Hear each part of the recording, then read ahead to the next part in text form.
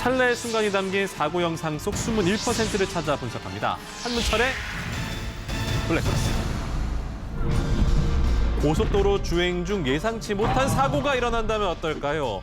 일반 도로보다 주행 속도가 빠르기 때문에 큰 사고로 이어질 수가 있습니다.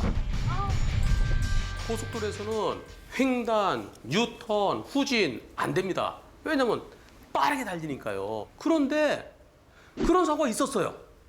영상 보시겠습니다. 제한 속도를 지키며 주행하던 제보자, 회차로에서 갑작스럽게 나온 차량과 충돌하고 말았습니다. 저렇게 오면 100% 사고. 차로로 진입하는 트럭을 발견했을 때는 이미 늦은 상황이었습니다. 저 트럭이. 아이쿠. 아니, 트럭이 갑자기 나타났어요. 어떻게 된 겁니까? 저희 차량과 이제 사고가 나기 전에 중앙분리대를 단독 추돌한 1차 사고가 나서 그 회차로로 들어갔다가 다시 이제 고속도로 진입하는 상황이었다고 얘기를 들었습니다. 예, 여기 타이어 자국 보이시죠, 여기? 이미 사고가 났던 겁니다. 상대차는 선행사고를 일으키고 회차로에 들어서 차량 점검하고 나오다 일어난 사고군요. 그렇다면 이 사고의 과실비율은 어떻게 진행되고 있습니까? 상대방 보험사 측에서는 몇 대 몇이라고 단정하진 않지만 가해자 차량이 진입을 완료하였다. 고속도로에서 차가 움직이고 있었으니 그 100대 0이 아니다라고는 주장하고 있습니다. 트럭이 여기에서 지금 들어왔죠, 지금. 내가 먼저 들어왔으니까 뒷차가 조심해야지. 그런 얘기를 하나요? 아이고, 그거는 신호등 없는 교차로에서 주택가 이면도로 미니 교차로 그런 데서 내가 먼저 들어왔으니까 직진한 차가 좀 조심했어야지. 그런 경우에 적용되는 거죠. 시청자 여러분들이 같은 입장이라면 피할 수 있을까요? 속도는 100에서 110km 정도로 저희가 주행을 하고 있었습니다. 브레이크를 밟고 할 때는 완전 코앞이었기 때문에 어떻게 할 틈도 없었고 가족이 다치면 안 되겠다는 생각에 방향을 못 틀고 그냥 그 차를 정면으로 뒤쪽에서 바로 추돌하게 되었습니다. 위험을 느끼고 브레이크 잡아야지. 브레이크 잡고 차가 찡 밀리면서 멈추기까지 정지거리가 필요한데요. 시속 100km로 달릴 때 적어도 70m, 시속 110km였다 그러면 80m보다 더 많은 거리가 필요한데요. 불박차와의 거리는 몇 m는 될까요? 조금 더 가서 이때 들어오는데요. 얼마나 될까요? 요 흰색 선 하나하고 요 공간하고 합치면은 20m입니다. 하나, 둘, 셋, 넷이 채 안 되네요.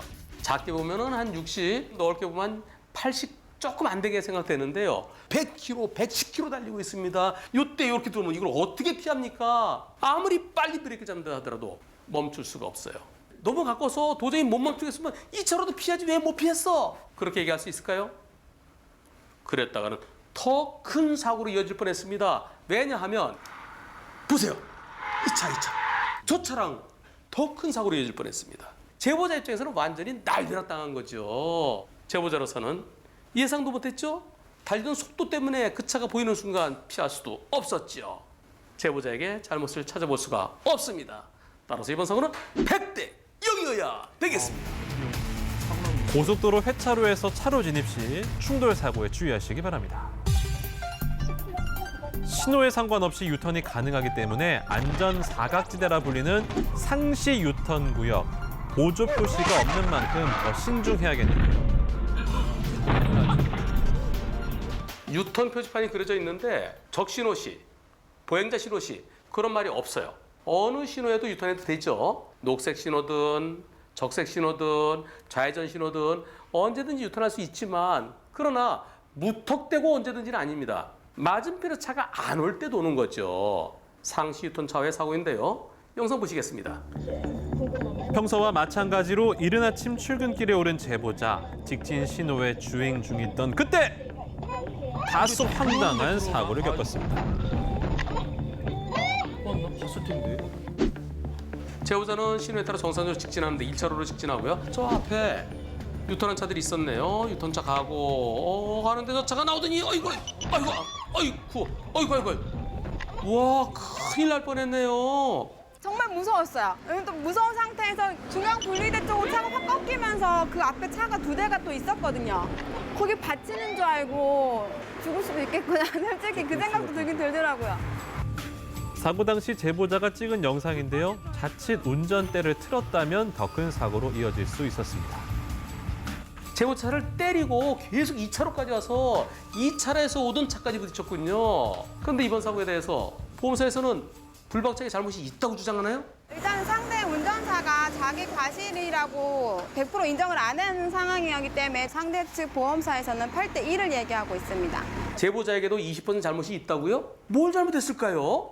지금 제가 더 억울한 거는 제 과실이 없다고 생각하는 상황에서 상대편 차주께서 병원비를 100% 제가 다 지급해야 한다고 하니까 그 상황이 제일 좀 억울한 부분입니다. 2번 부딪히면서 다쳤으니까 내 치료비 달라 이런 얘긴데요. 상대편 치료비를 주려면은 내 잘못이 있어야 되는데 과연 제보자 차에게 20%의 잘못이 있을까요? 여기 차 한 대 돌고 있죠? 이제 아무것도 없죠? 여기 가면 되죠? 아하, 이 차가 나를 보고 서 있구나. 그러면서 가는데 이때 움직이면은 어쩌란 얘기입니까? 아니 바로 앞에 신호에 따라 직진하는 차가 있는데 일부러 제보자를 골탕 먹일 마음이 아니었으면 저렇게 나올 수가 없는 거죠. 얼마 전에 금융감독원에서 자동차 사고 과실 비율을 현실화시키겠다 해서 여러 가지를 고치고 추가하고 했죠. 그래서 보험사는 상시 유턴 중의 사고는 80대 20이라고 우리 기준표에 돼 있다. 따라서 불박차에도 20% 잘못이 있다라고 하는데요. 이 기준표 신경 쓰지 마세요. 법원에서는 이거 안 봅니다.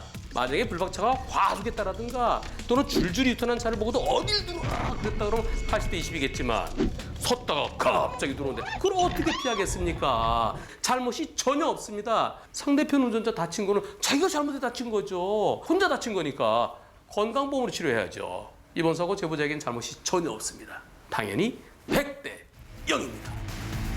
보다 안전하게 유턴하기 위해 반드시 전방 차량 확인은 필수입니다. 자, 모두가 함께 지켜야 더 안전한 교통 문화가 조성될 수가 있겠습니다.